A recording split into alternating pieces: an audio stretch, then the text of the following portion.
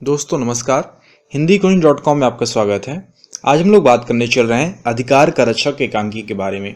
अधिकार का रक्षक एकांकी प्रसिद्ध एकांकीकार उपेंद्र नाथ अस्क जी द्वारा लिखी गई एक जीवंत एकांकी नाटक है। सेठ घनश्याम दास जी के माध्यम से एक ऐसे अवसरवादी नेता का चित्र प्रस्तुत किया गया है जिसकी करनी और कथनी में जमीन आसमान का अंतर है। जनता के अधिकारों का हिमायती बनने वाला यह नेता घोर स्वार्थी और अवसरवादी है। समाज को धोखे में डालकर स्वयं अपना उल्लू सीधा करने के ताक में रहता है। तो इस प्रकार यदि हम इस एकांकी अधिकार रक्षक के सारांश के बारे में बात करें तो वो एकांकी का सारांश कुछ इस प्रकार है कि एकांकी के कथानक का मुख्य केंद्र बिंदु सेठ घनश्याम दास जी हैं, जो कि एक समाचार पत्र के संचालक और प्रांतीय असेंबली के उम्मीदवार हैं। इनके बाहरी और भीतरी व्यक्तित्व में बड़ा अंतर है। बाहर अपने प्रचार के लिए समाचार पत्र निकालते हैं, हरिजनों की सहायता की बात करके उनका सच्चा सेवक होने का दम भरते हैं। शिक्षा की बात करते हुए आघाती नहीं है, बच्चों के दंड के विरोधी हैं, परंतु स्वयं अपने बच्चों को मारते हैं। सेठ जी जब अपने कमरे में बैठे समाचार पत्र पढ़ने में व्यस्त रहते हैं तो उसी समय हरिजन सभा के मंत्री का फोन आ जाता है। सेठ जी उनसे हरिजनों के सर्वांगीण विकास की बात करते हैं और हर प्रकार से उनकी रक्षा करने का आश्वासन देते हैं, परंतु स्वयं अपने जमादारीन को 2 माह से सफाई का पैसा नहीं दिए हुए हैं।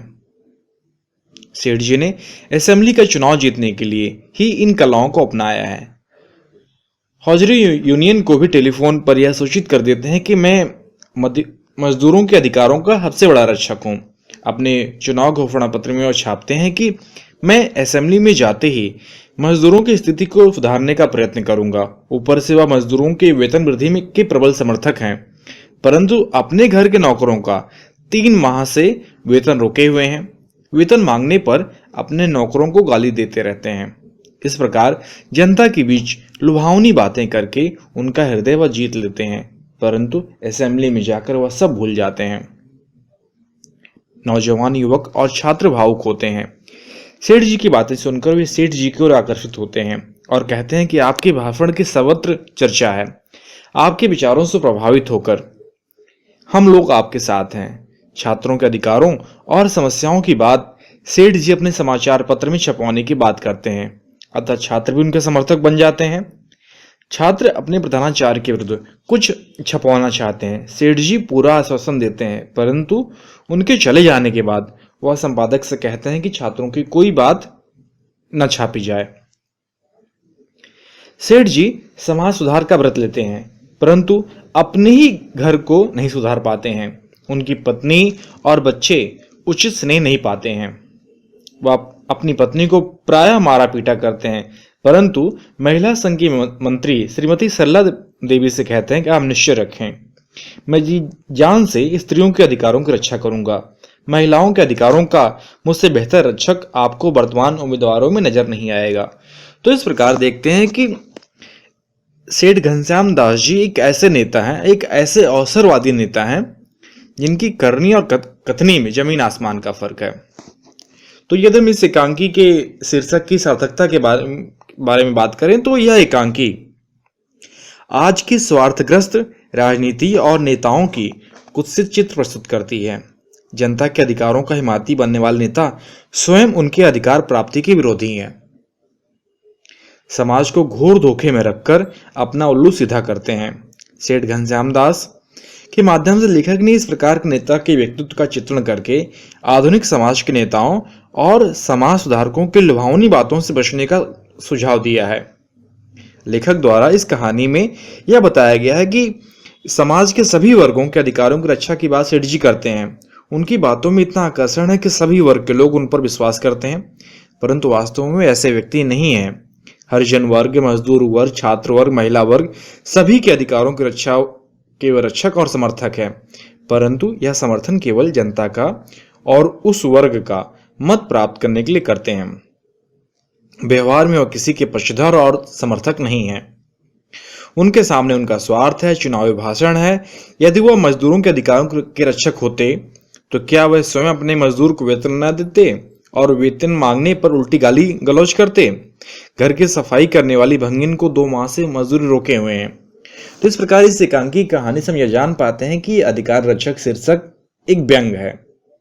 इस शीर्षक से राजनीति और राजनेताओं के स्वार्थ और अवसरवाद का पर्दाफाश हुआ है। तो इस अर्थ में यह शीर्षक अधिकार रक्षक बहुत ही सार्थक और महत्वपूर्ण है। अब हम आते हैं उद्देश्य के बारे में।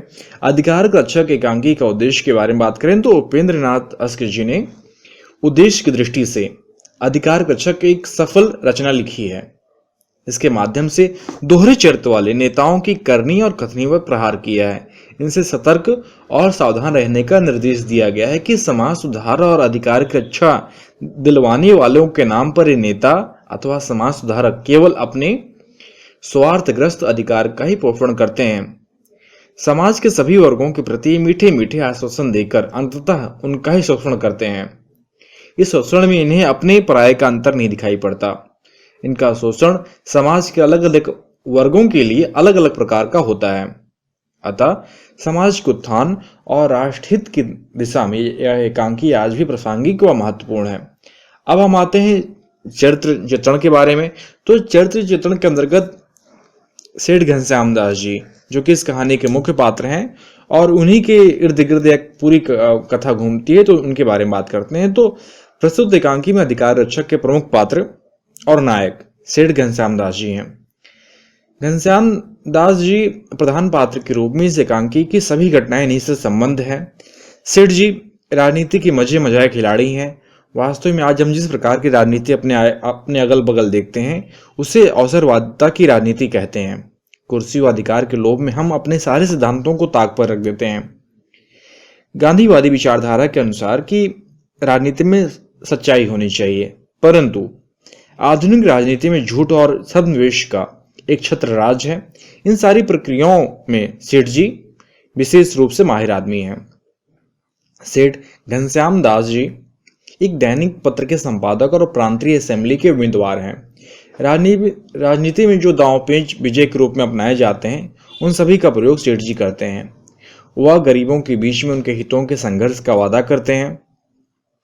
अपने भाषण में हरिजनों, पिछड़ों, शोषितों, दलितों की पढ़ाई लिखाई, उनके जीवन स्तर में सुधार करने के लिए अपने आप को अर्पित करते हैं। सेठ जी मजदूरों, छात्रों की समस्याओं पर विचार कर उनके प्रिय बन जाते हैं। वो महिलाओं के अधिकारों के रक्षक भी हैं। तो इस एकांकी में अस्कर जी ने सेठ जी के व्यक्तित्व का आंकलन इस प्रकार ढंग से किया है कि इनके द्वारा हम आधुनिक समाज सुधारकों और जन नेताओं के व्यक्तित्व की जानकारी जान पाते हैं। सेठ जी एक कंजूस और शोषण प्रकृति के व्यक्ति हैं, शोषक प्रकृति के व्यक्ति हैं। शोषित और पीड़ितों से ओट मांगते समय वे कहते हैं कि ये पूंजीपति गरीब मजदूरों के कई महीनों के वेतन रोककर उन्हें भूखे मरने पर विवश कर देते हैं। इसके बाद वे कहते हैं, मैं असेंबली में जाते ही एक ऐसा बिल पेश करूंगा जिससे वेतन के बारे में मजदूरों की सब शिकायतें सरकारी तौर पर सुनी जाएं और जिन लोगों ने गरीब श्रमिकों के वेतन 3 महीने से अधिक दबा के रखे हैं उनके विरुद्ध मामला चलाकर उन्हें दंडित की जाए। ऐसा सिद्धांत प्रतिपादित करने वाले सेठ जी स्वयं अपने घर के नौकरों का 2-2 महीने 3-3 महीने तक वेतन रोके रखे हुए हैं। वेतन मांगने पर उन्हें धमकी और गाली गलौज करते हैं।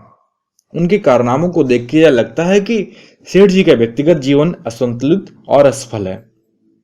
सेठ जी समाज के सामने तो अच्छाई की प्रतिमूर्ति बन जाते हैं, परंतु उनके निजी जीवन में असुरता का अधिकार है। तो इस प्रकार इस एकांकी में जान पाते हैं कि सेठ जी को केंद्र बिंदु बनाकर वर्तमान समय के जन नेताओं के सही रूप को अध्ययन करने के लिए एक सामग्री हमें प्राप्त होती है।